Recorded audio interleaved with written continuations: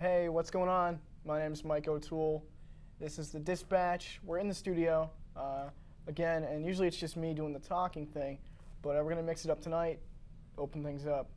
I got a guest tonight that I'm gonna introduce to you.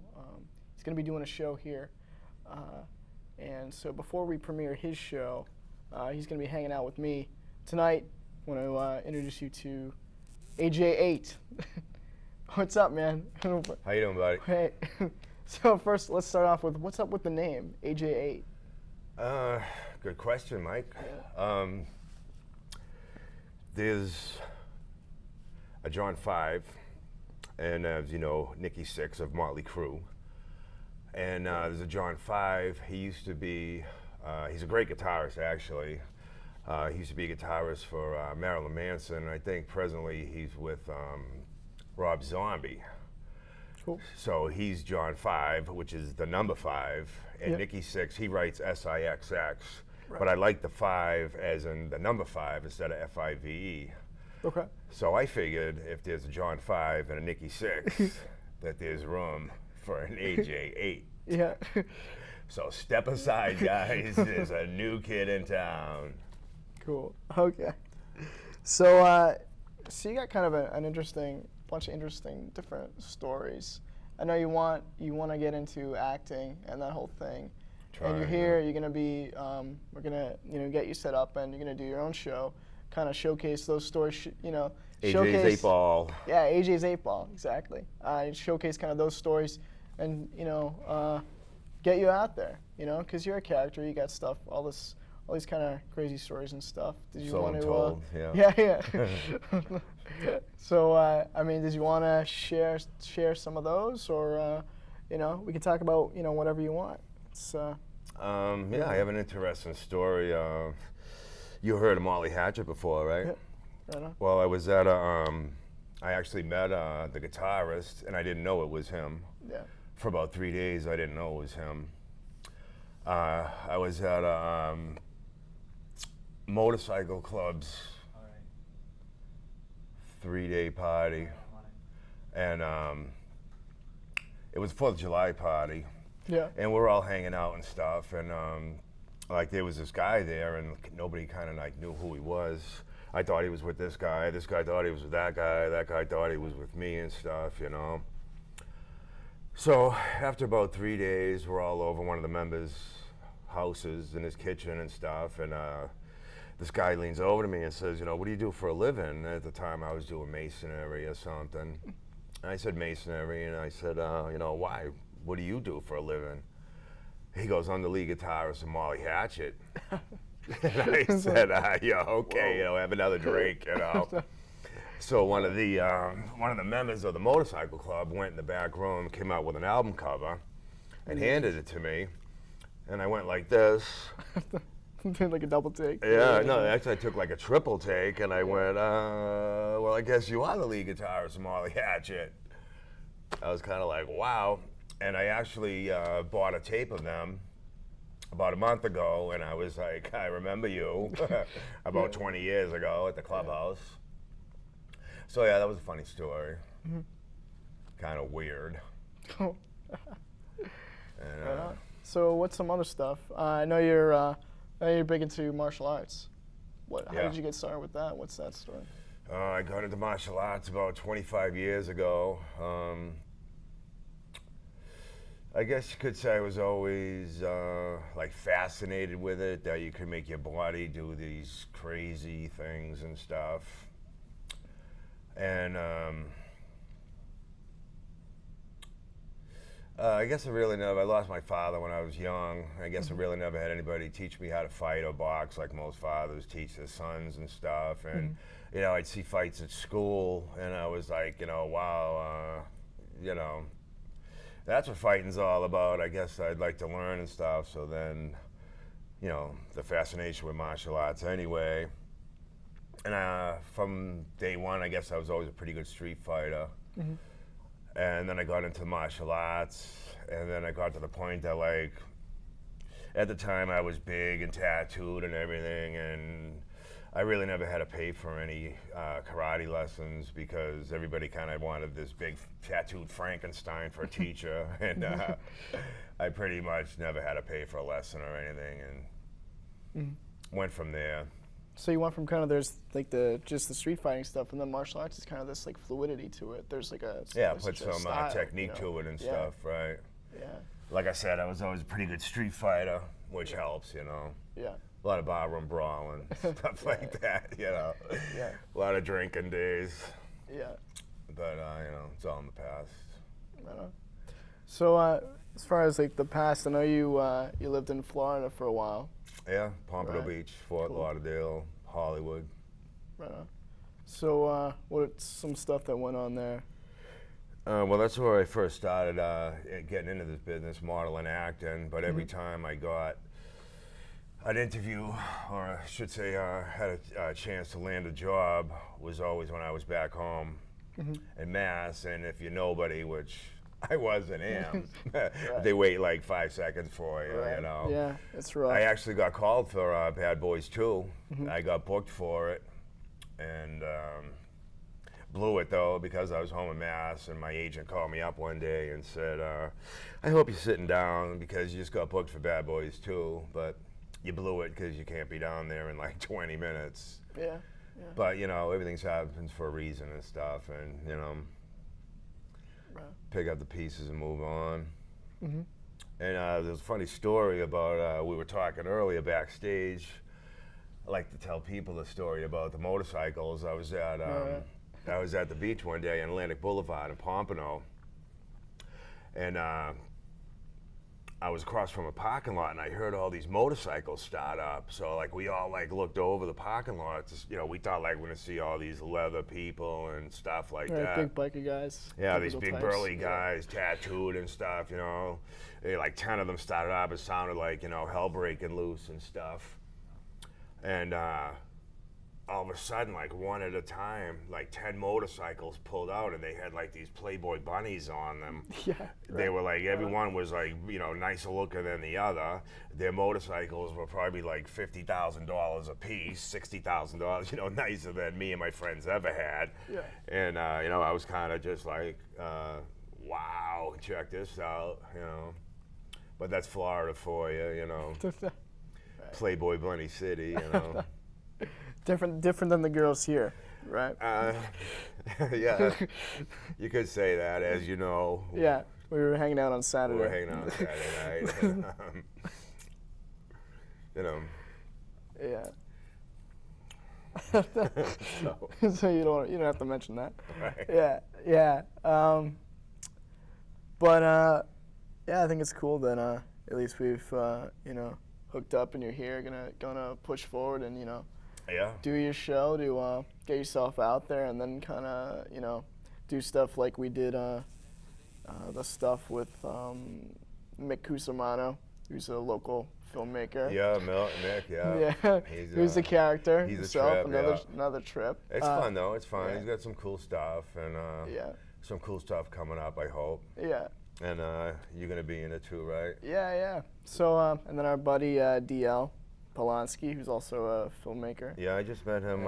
Actually, I saw him for the first time Saturday, and then backstage tonight. Yeah. He's another character.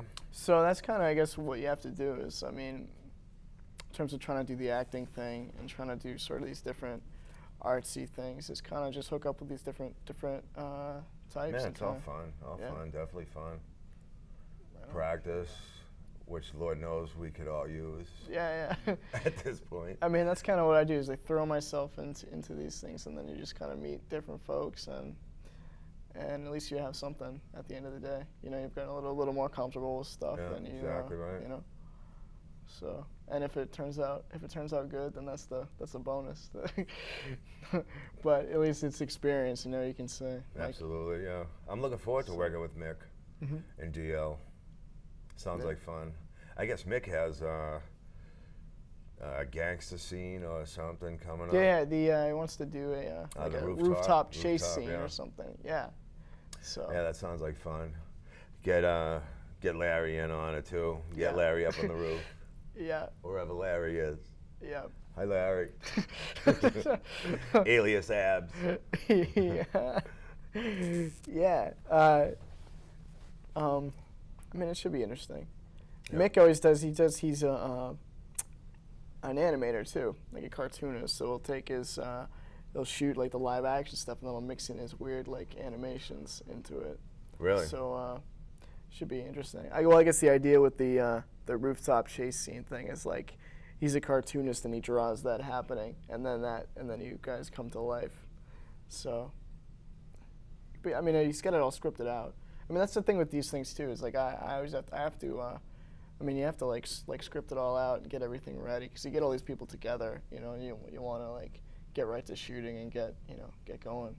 What Right. about Paris Hilton? Yeah, well, that's like Saturday. because then you have a situation like the Paris Hilton situation on Saturday, where It's just chaos. there's the girl, yeah, where it just devolves into chaos. It's there's this girl who looks shockingly similar to Paris Hilton, so she comes down in a cab, and we're all waiting there. It's Mick, me, you, Larry. A bunch of other people. Mick's crew, his crew of like performance poets Motley or crew. whatever. Yeah, the Mick's Motley, Motley crew. That's kind of what it is. This weird clique of character types. So yeah, we're all there, and it's waiting for Paris to show up. She shows up. Mick doesn't really know where we're gonna go. I guess we should go to a hotel. So we go. Which he Yes. wants to do again. Yeah, he wants to do again. I mean, it was interesting, right? I mean, the idea was kind of like a prank, Kinda right? like an You were saying like a high school 18-year-old prank. high school prank, right? Is to tell people, hey, this is Paris Hilton and her, crew, and she's booked a room here. Go into some hotel and do that. But we ended up just doing it outside of the hotel, telling people that it was her, and kind of like shooting this stuff. And for everybody who kind of like knew that we were just shooting this thing, there was other people looking who out kind us of at windows right, and right, stuff. We're people looking seeing up. what's going on. I'm actually surprised like we didn't get arrested that night. Yeah. I really am. Yeah, we went that way and they went this way. Okay, Yeah. we're done with. Yeah, I mean, it was interesting because people, some guy just like came up to us and was just leaning over, like, "Is that someone famous?" And like, it was, it's like interesting how people react. Like weren't even sure like exactly who it was, but just the idea that it was somebody famous. They wanted to meet the person. Yeah, it was pretty cool. Everybody's reacting and stuff. And then we had then that kid. Yeah. Kid. Yeah. That kid was going The crazy. kid was like, "Oh, I'd be great at this. Like, let me do this." He What should do you guys get do? into acting. Actually, he was. And he's just like screaming at her, "Paris!" Yeah. And pointing. I tell him he's gonna be on the news that night. Yeah, I mean. They all probably went home and turned on To their watch TVs. Yeah, I don't know. I mean, it was an interesting situation. Yeah. It was in front of in Copley Square. Are we actually So- shooting anything Saturday? It's coming Saturday. I don't know. Do you know? I don't know. Might be up for some. I mean, I'm guessing that's what he wants to. That's what I I want to think do. he wants is to do the that other prank stuff. again, though. I'm not really up for that. But I mean, yeah, there's just so much other stuff you could do. Like that's the thing. I mean, you have her and you have all of us there, and like I don't know, Yeah. It is pretty cool though, trying to pass her off as Paris. She just puts on the big glasses and doesn't say anything because she's like And I Polish. loved how the hairpiece was. Yeah. The fake hairpiece in the back. Yeah. Falling off. Coming off. But gotta do what you gotta do Yeah. for fame and fortune, right? Yeah. I mean, it got a reaction, like how you always say you want to do. It's just get people like wondering like what's going on over there, what's happening. I mean, that's what got Raise a few eyebrows. Yeah. I'm up for it. That's kind of what got people's interest going. Is they didn't know exactly. They didn't even know. I don't even think they were thinking, well, there's Paris Hilton or there's somebody who looks like. They just saw like a bunch of stuff happening, and they're like, whoa. It's funny because if I ever saw her, I would think that it was her. Yeah. But I mean, isn't that what happened? You just shot the other But stuff. then You if said it it was as a the real joke, her, right? she probably wouldn't have a bunch of clowns like us around Right, her. just walking around, just walking next to a limo. Right, there wasn't even a limo 3 miles from us, so Yeah. I probably gave it away. Yeah, and Mick comes on his bicycle, so, with his fanny pack of and his camera. A little bag of tricks. Yeah. So, yeah. What can you do? So weird. And then DL is kind of the same way, just grabbing these. Grabbing whoever he can get for crew, just throwing them in Like front us. of the camera, or throwing, anybody who has like a small interest. That should be interesting. Yeah. Shoot in the fall. Yeah. Hopefully he writes it. I mean, that's his problem. He's really got to like script all that stuff out. But the way Mick does it, he makes his stuff. He'll make like a bunch of different ones at once, but they're all like really short. Have you worked with Mick a lot? No, that was I'd heard of him. I saw his stuff on the channel here. I know he throws it on late. These weird little like animations, and I was like, "What is this?" And then I heard DL talk about. DL had like a little film festival thing he used to do with this art gallery in Cambridge, where he would show like a bunch of his movies, and then show like 2 minutes of Mick stuff, and then and it was.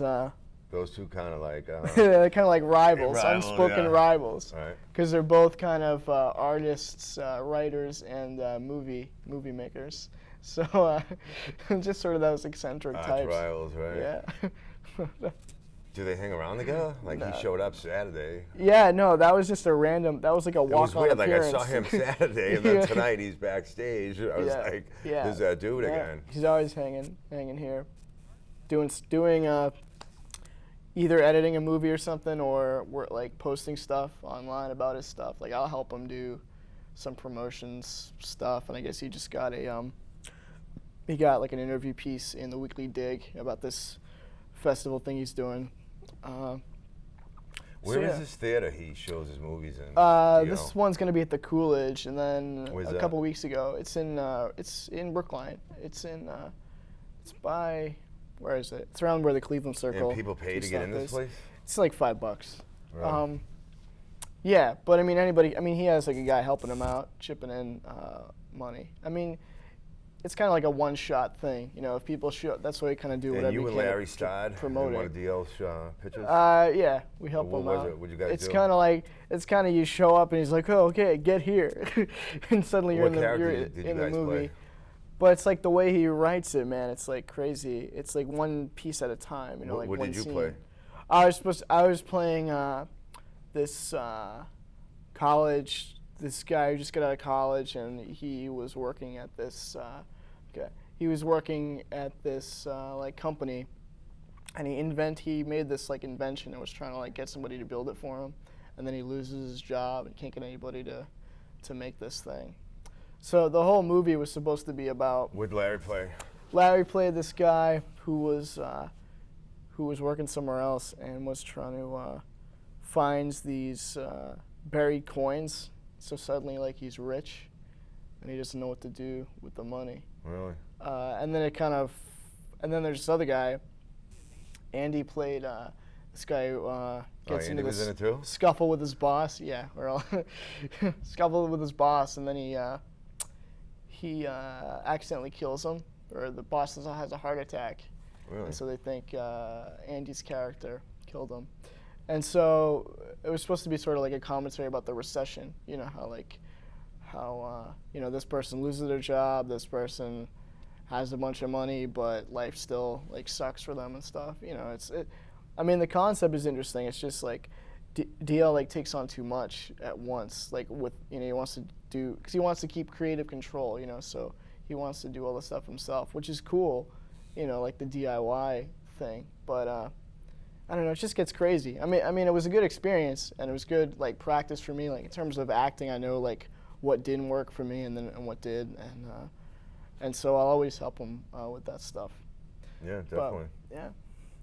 And then, it would just be great to do different stuff and keep it creative, interesting and stuff. So that's like some of the stuff that like we were talking about, stuff to do for Ear Show and other stuff to do together. I mean, it gets me excited again, you know, to have like somebody new come in and have these cool ideas. Yeah, I'm looking stuff. forward to it, definitely. Yeah.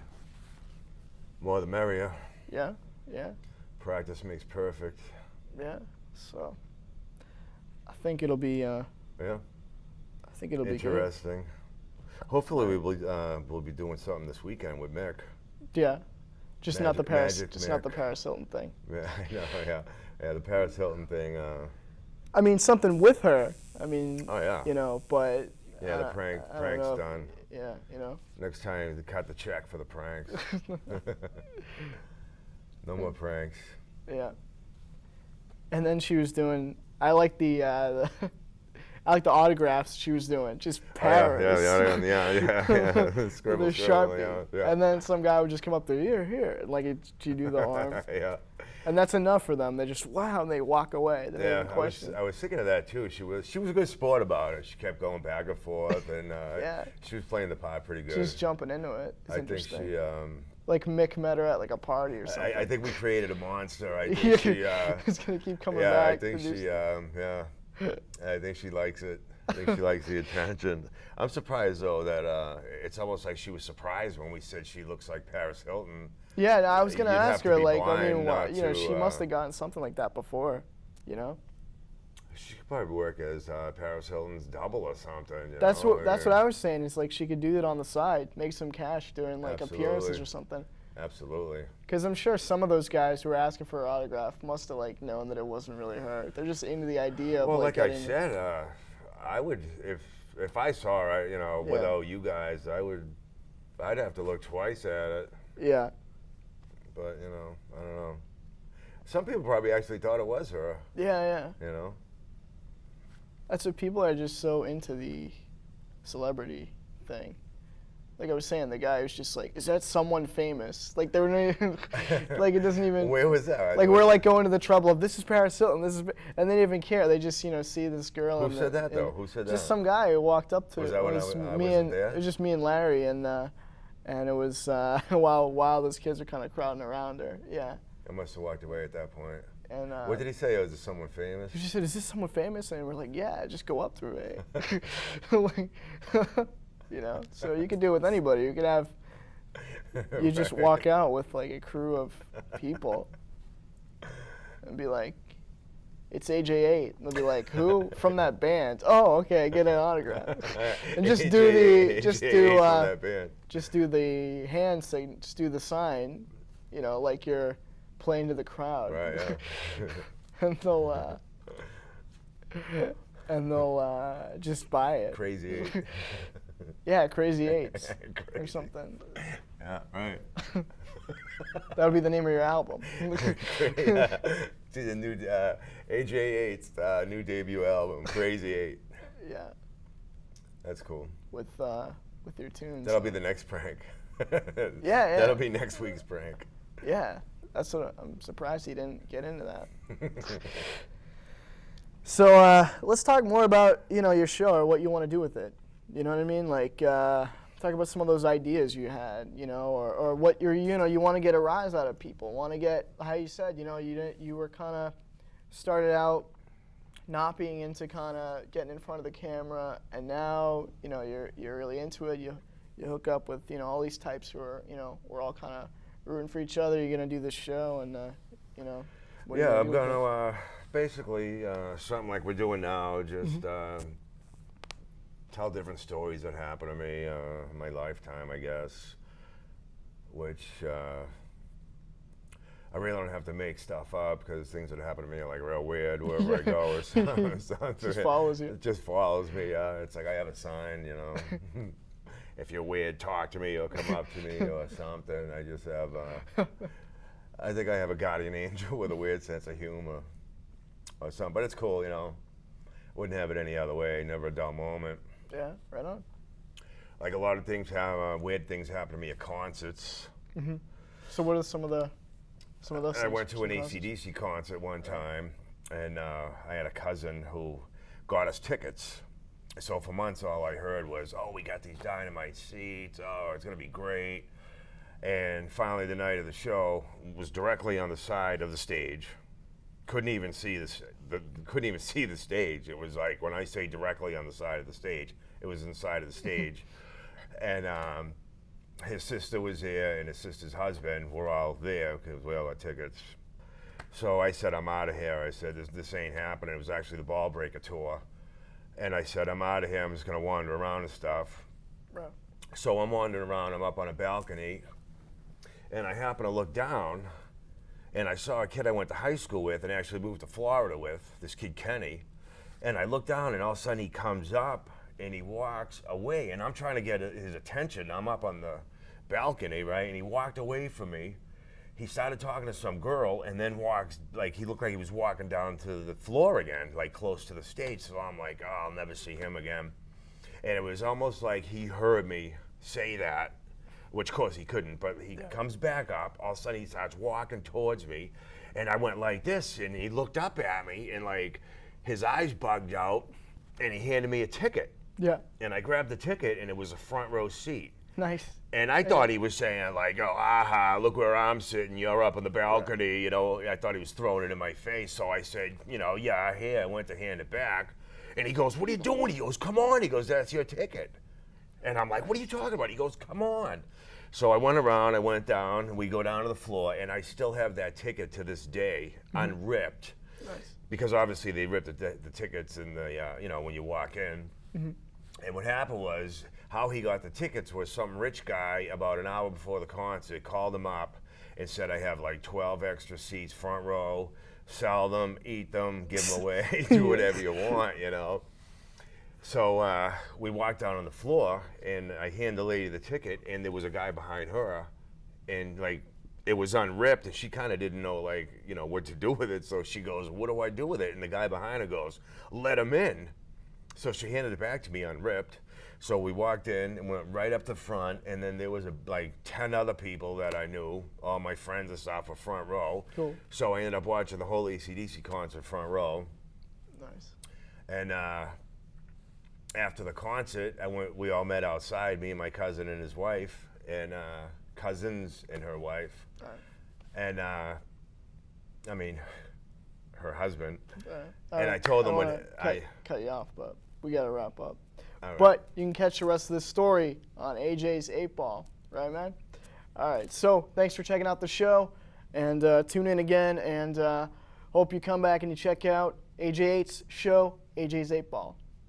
Thanks. See you later. See you later.